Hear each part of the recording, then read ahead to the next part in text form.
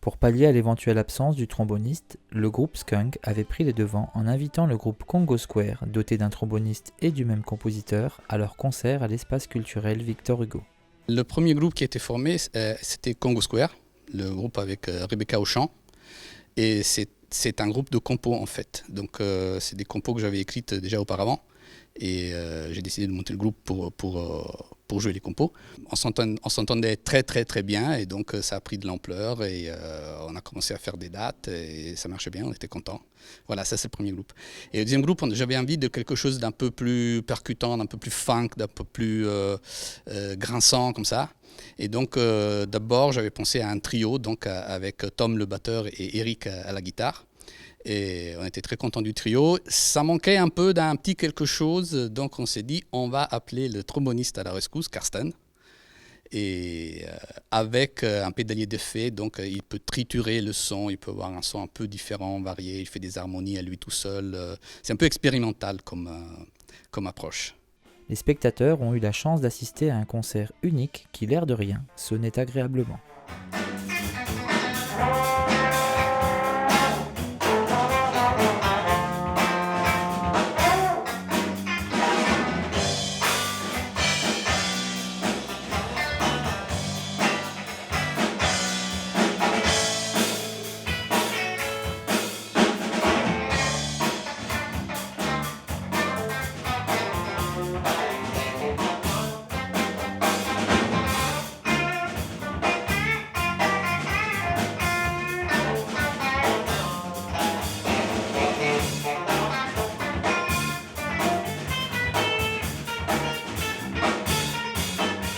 Skunk aime jouer des reprises à consonance funk expérimentales qui ne sont pas souvent jouées par ailleurs. Leur répertoire est une somme de petites perles de musique peu connues mais dotées de variations modulables à l'infini. Skunk joue également ses propres créations. Je démarre la mélodie, un riff, quelque chose qui accroche avec des mots très simples comme ça, du yaourt. Et par la suite, je pense à un texte, parce qu'en plus j'écris en anglais, qui en principe est ma troisième langue, donc c'est pas évident non plus.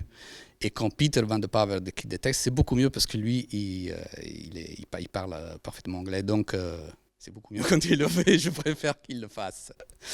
Mais bon, et c'est comme ça que en général ça fonctionne comme ça.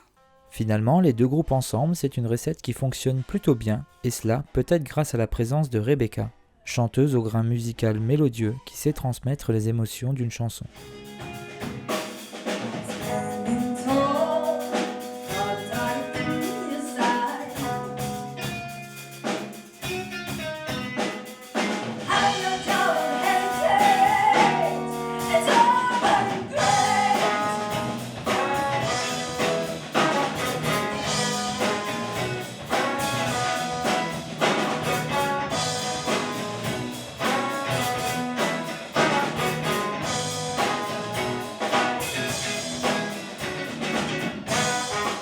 Non avare de surprise, Skunk avait également laissé une carte blanche à Frédéric Delpino, passionné de musique, qui a su se faire plaisir ce soir-là. Everyone I come across, acacias are growing. Think of me, I'm wandering, but never will they so. Got my indignation, but I'm bruised on my soul. I'm alive.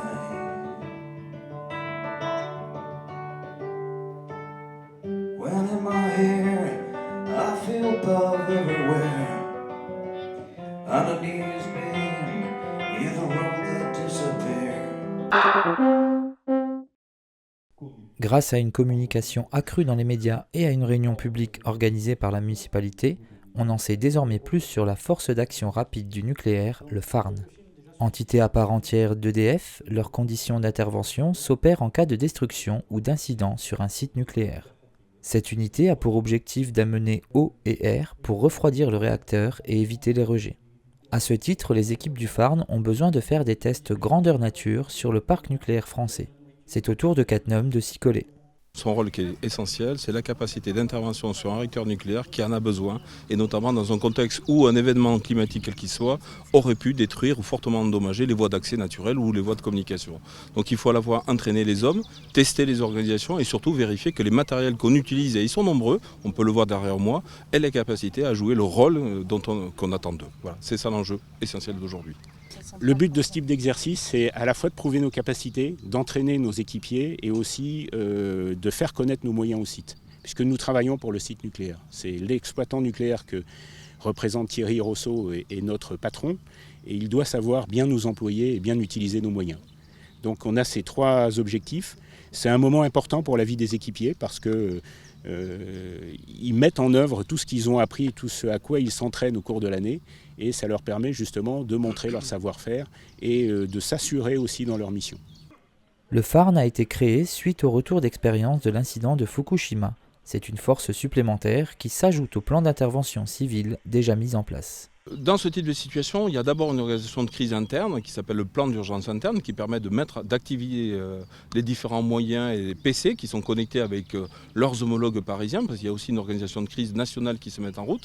Et en parallèle de ça, il y a le PPI, en fait, le plan particulier d'intervention, qui est sous l'autorité du préfet. Et dans le cadre du rôle du préfet, il y a notamment la connexion avec l'ensemble des collectivités, y compris les voisins sarrois ou luxembourgeois. Le savoir-faire que nous avons importé, celui des unités d'intervention de la sécurité civile, qui sont dans un cas rigoureusement identique au nôtre. Ils interviennent au profit de services de secours départementaux, donc ils viennent apporter leurs moyens et ils ont cette habitude de projection et d'intervention au milieu déstructuré.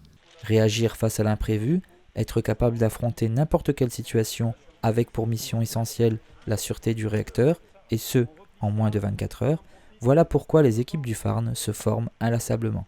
C'est une formation au matériel, c'est aussi une formation aux méthodes d'intervention, puisqu'il faut savoir agir en groupe, bien se connaître, connaître toutes les techniques qui sont utilisées, c'est les télécommunications, c'est l'utilisation des pompes, des groupes électrogènes, c'est aussi conduire des engins lourds, et c'est aussi faire des transits sur autoroute sur plusieurs centaines de kilomètres. Voilà l'ensemble des savoir-faire que l'on acquiert pendant les 4 premiers mois de formation. Salariés d'EDF, les hommes et les femmes du Farn sont donc encore plus impliqués dans cet outil de travail avec lequel ils composent quotidiennement. Une manière de valoriser l'aspect humain de la machine nucléaire et de démontrer qu'à Cattenom, on ne badine pas avec la sécurité.